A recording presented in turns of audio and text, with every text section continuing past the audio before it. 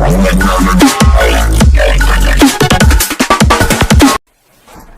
this is OPPO's 2021 flagship smartphone, and so many emotions. It arrived to me in this beautiful presentation box. I've got to say, although you could argue that in the age of supposed eco-consciousness, did we really need all of this just for a paper invitation? No, literally, apart from that, it's just two stacked empty boxes, and then in the main compartment is just the retail box of the phone. It is a great retail box though. Clearly they've tried to add a little bit of flair, and to be honest, I'm all for it. You get an insert made of surprisingly nice material, inside of which a soft touch matte case. You get a USB-C cable. You actually get a pair of earphones too, which, as far as free in-the-box buds go, I'd give a solid 7 out of 10 to. And a charger. A full-powered 65-watt charger. So, very tough to complain about this. Then we get to the phone, and I remember when I saw it for the first time, my very initial reaction was, wait, what? This is an iPhone 12 Pro Max. This is an OPPO Find X3 Pro. The OPPO's cameras, they're almost a mirror image, close enough that there is no doubt where the inspiration is from, but different enough that it kind of looks like something's a bit off. It's not quite a square. The spacing between each of these lenses is slightly different. These two are raised, this one is flush, and even though everything else is a circle, they've elongated the flash module. Just generally, this is one of the most polarizing designs I've come across. Because, on one hand, I don't think it's particularly pretty. This whole sloping design, I know it's meant to look gracious, but for me personally, I just can't shake the feeling that it's like a skin that I've not applied properly. And for a smartphone whose entire strapline is awake in color, it's just a bit dull. Like, what happened to the gradient finishes they used to have? Well, even last year's vegan leather one. I thought that was great. But, at the same time, OPPO's managed to make the most comfortable phone I've ever held. And I've held a lot of smartphones. It's this really delicate balance of being slightly thinner and lighter than you'd expect, but with still enough heft to feel luxurious. It's got this smooth matte finish, with an almost shocking resistance to fingerprints. Just look at it, it just stays clean. And the fact that the entire back is just one continuous, uninterrupted sheet of glass means that there's practically no risk of your fingers bumping into anything, at least when you're holding the phone upright. You get the idea. This is the least jabby experience I've had in a long time, which is quite refreshing coming from an iPhone 12 Pro Max, because this phone by comparison feels like trying to hold a shuriken. Okay, design aside though, this was a really tough device for me to review. Normally after I've used a phone for a few days, a narrative just kinda hits me. Some sort of high-level one-sentence summary that I can leave you with. But I don't here. The Find X3 Pro is a complicated smartphone, a bizarre combination of delights and disappointments, of things so good that I wanted to scream about them, but then other things that I just couldn't help but be let down by. Like, the cameras of the phone. They seem like a dream come true. It's using a high-end 50-megapixel main sensor, and this in itself feels pretty flagship in terms of detail and dynamic range. And because it captures so fast, it's got an impressive resistance to blurring, like here versus a Galaxy S21 Ultra. But what's really interesting is that we've got two of these sensors. This is the first smartphone that I've ever seen that also uses the exact same flagship-grade main sensor for its ultra-wide camera too. So, in effect, we've got two main cameras. That's such a cool idea. I love taking ultra-wide photos. There are so many situations it's useful in. And so the idea that I can now do that and not feel like I'm compromising on quality is enough to make me internally squeal with delight. And this feels like a pretty good opportunity to say that a sub to the channel would be radical. I'll squeal even more. But it gets better. This third one is a micro lens camera. Think macro, only to the extreme, and actually done well. You can get so close to objects that it feels wrong. So close that you can easily see the pixel arrangement of a retina display. So close that you can see every individual thread in a piece of clothing. This is true macro. And because when you get this close to objects, you're kind of obscuring a lot of the natural light, this camera has its own light. Which, when I saw it for the first time, is one of those moments where I could feel this smile creeping across my face, thinking, yeah, that's pretty cool.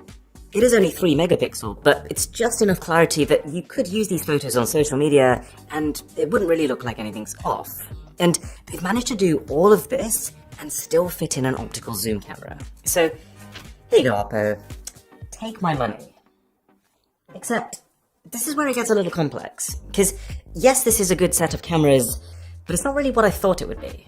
So, for starters, this whole idea of having two main sensors, I'm not actually convinced it makes a difference. Yes, you can switch between the main and ultra-wide camera, and there's no weird color shifting. But if you really compare the end ultra-wide shots to the Samsung's, which makes no extraordinary claims about its ultra-wide camera, it's really a personal preference which one you like. OPPO goes for a bit of extra sharpness, Samsung goes for a bit of extra smoothness, but I wouldn't say either is really winning. And trust me, I wanted to believe that this would take better ultra-wide photos, but I just don't see it. And it's a real shame because you can tell that OPPO's using a higher quality sensor. Like if you go and record ultra-wide video in super low light, it is cleaner, it is getting in more light. But as soon as you start taking photos, which are more reliant on software processing, Samsung makes up for that hardware deficit, without actually even needing high-end hardware. And then there's the zoom camera. Weirdly, I was told it was 3 times optical zoom, but it's looking an awful lot like 2 times to me. Either way though, it's completely minced by Samsung, but also even OPPO's own last flagship, the Find X3 Pro. And even the front camera is a little hit and miss. It can be great, but the dynamic range completely tanks whenever you try portrait mode shots. It really makes you realize just how good the competition has become. And to be clear, the fact that in most cases this is trading blows with the S21 Ultra is a compliment. I'm not saying that this is a bad set of cameras, it's just that the things I was expecting to be blown away by, I wasn't. And the thing I thought would be a useless gimmick, this microscope, was actually my favourite feature. Also, I should probably mention that OPPO's built-in photo editor is probably the best I've ever used. Very fast, loads of options. And this leads me on to the main selling point of the Find X3 Pro. Awaken color. This is what you'll see plastered across all the marketing material, and their pitch is basically this. Other flagships can display life in 16.7 million colors. Our phone can do 1 billion. And what they mean by this, if we take away the marketing, is that this is a 10-bit smartphone. To put it simply, every pixel of 10-bit color basically contains more information than a normal 8-bit one would. And so you could kind of think of it as a higher quality pixel.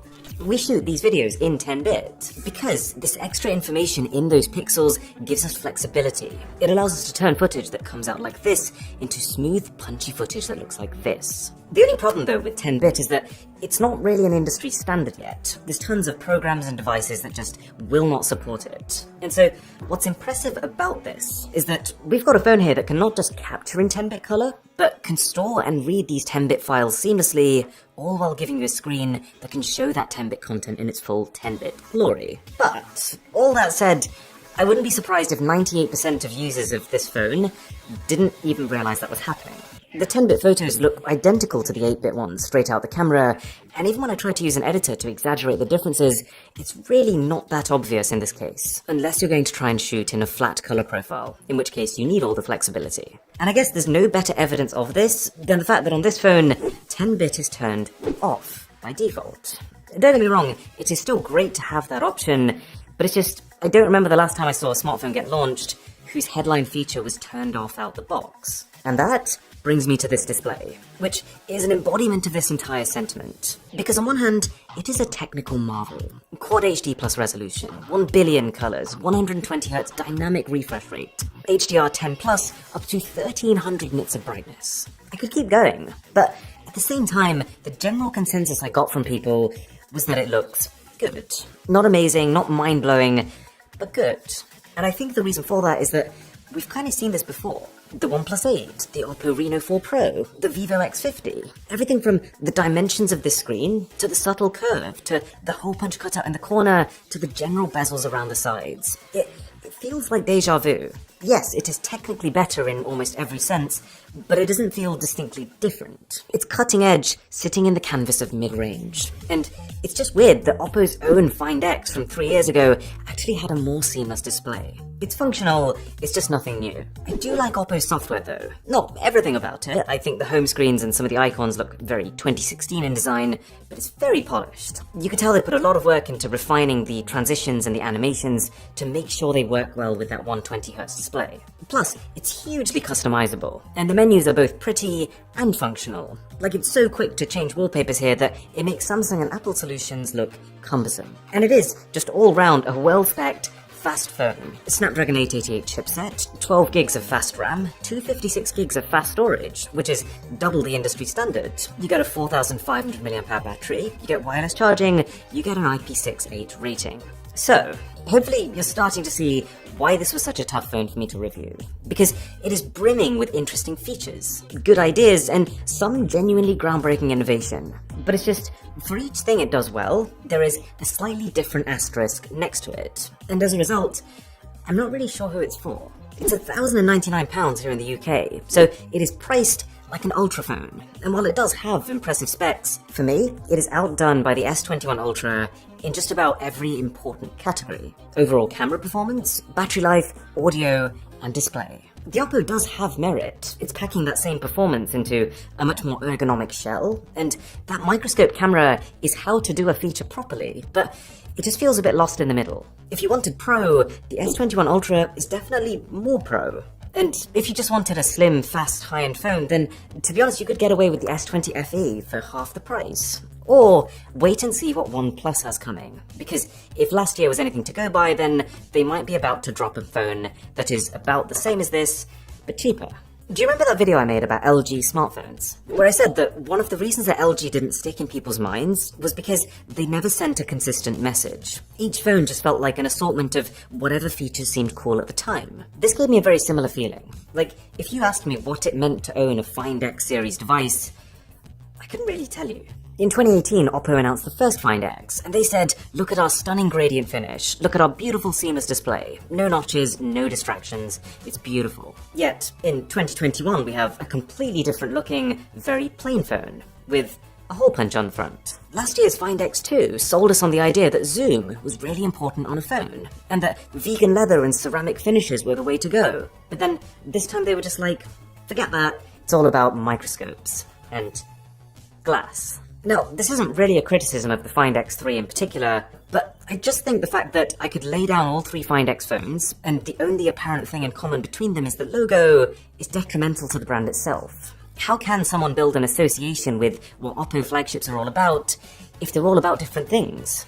And the implication of that is that, as I've been using this phone, I kind of feel like I'm beta testing features. That instead of doing a few things exceptionally well and pushing them continually forward every generation to become a leader at them, like zoom or displays or even finishes, this constant change in direction gives the impression that OPPO just tries things, sees what the reaction is, and then drops them.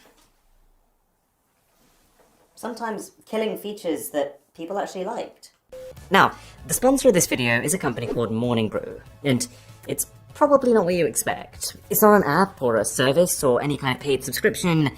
It's an email newsletter. So here's the idea. You pop your email address into their site, and then once per morning, Monday to Saturday, they send you a 5-minute summary on everything important in business and tech. And I like the ideology behind it. Because it's being sent to you, it's a very easy way of substituting checking Instagram first thing in the morning to learning something that you can actually talk about with people. So this morning it actually had a section about Twitter super followers, how Twitter is going to let people charge their followers to see some of their content. And the idea is that if creators can actually make money from Twitter, then they might actually put some effort in and create some decent quality content, which might draw more people to Twitter as a platform. It's an interesting topic. Anyways, check the link down below to sign up. It's free, it takes less than 15 seconds, and it's a good way of staying on top of things. Thanks so much.